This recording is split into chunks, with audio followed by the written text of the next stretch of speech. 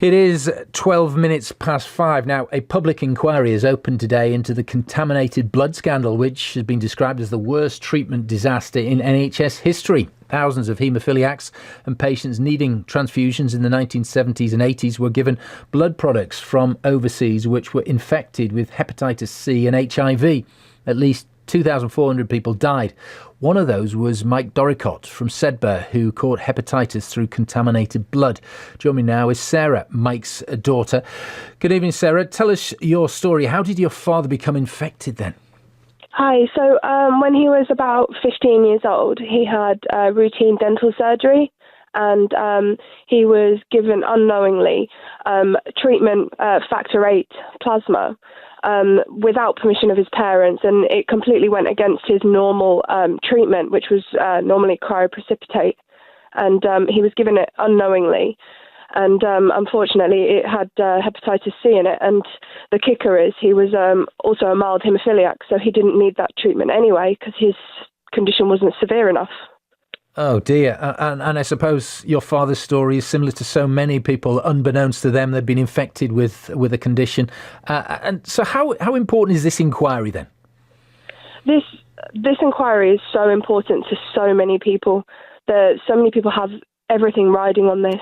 They've gone decades of campaigning and lobbying MPs to try and get some progress and to find out the truth, and they never really got anywhere with it. And so finally, this is a stepping stone towards what could eventually be the truth. So is that what you want to get out of it? The truth or closure? What is it you want to achieve here, Sarah? I just want to know what happened. I want to know who is to blame. I want to know why it happened. And I want to be able to say that, to my late dad, that we've done him proud, and we finally got the answers that he was looking for himself in the first place. Because he was campaigning when he was alive, wasn't he? Yes, yeah. He was lobbying MPs as well as the best of them, and he was in talks with Jeremy Hunt and Jane Ellison, and he spent a lot of time, looking into this and trying to get some answers.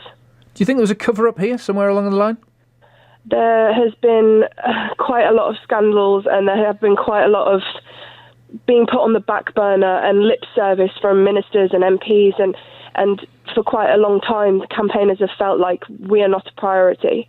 And I really feel like there was a cover-up because of the fact that people were being infected with HIV and hepatitis C, and they weren't being told until many, many years later that they actually had this condition. Medical records went missing, documents burnt, and there's so many questions that are unanswered, and there's so many suspicions that everyone has. And I mean, all of the campaigners have been through something horrific. They've lost loved ones. They've gone through years and years of turmoil, financial, health issues, and quite rightly, they have no trust in their government. They feel like they have been wronged by their government. So yes, I do feel like there is a scandal and a cover-up, definitely. Do you think your father could have been alive had he been told earlier? Something could have been done to prevent this hepatitis causing the problems it ultimately did? Unfortunately, I feel like what happened, and there's nothing really that could turn back the time. He was going to pass away, and he was on borrowed time. He had 2 liver transplants, and he had quite a few extra years with us, which unfortunately a lot of people didn't get. But I mean, he only died when he was 47 years old, which, is too young as it is. So no, I think if he'd found out earlier, I don't think it would have made much of a difference.